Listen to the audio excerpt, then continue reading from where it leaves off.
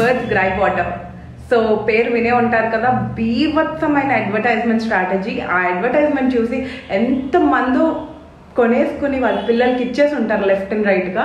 కానీ ఇది ఇవ్వడం వల్ల ఎంత డేంజరో ఈరోజు మనం తెలుసుకుందాం రండి. Hi guys, I'm doctor Bindu, gynaecologist. So ఇది ఎక్కువ పిల్లలు బాగా ఏడుస్తున్నప్పుడు మేబీ పొట్టలో నొప్పి ఉండొచ్చేమో అనుకుని వెళ్ళి ఫార్మసీలో కొనుక్కుని తెచ్చేసుకుని పిల్లలకి ఇచ్చేస్తూ ఉంటారు. సర్ప్రైజింగ్లీ ఇది ఇచ్చిన వెంటనే పిల్లలు కామ్ కూడా అయిపోతూ ఉంటారు. కానీ అది ఎలా అవుతుంది, ఎందుకు అవుతుందో తెలుసుకుందాం రండి. సో ఇంతకు ముందు దాకా వుడ్వర్త్ గ్రై వాటర్లో ఆల్కహాల్ ఉండేది. సో ఇది ఇవ్వడం వల్ల పిల్లలు మత్తుగా ఫీల్ అయిపోయి పడుకునిపోయేవారు. సో మనం ఏమనుకుంటాం, భలే పనిచేస్తుందే అనుకునేవాళ్ళం. కానీ కొన్ని రీసెర్చెస్ జరిగి ఇది బయటకు వచ్చినాక వాళ్ళు ఆల్కహాల్ని వేయటం ఆపేశారు. సో ఇప్పుడు ఆల్కహాల్ లేకుండా ప్రొడక్ట్స్ని తయారు చేస్తున్నారు.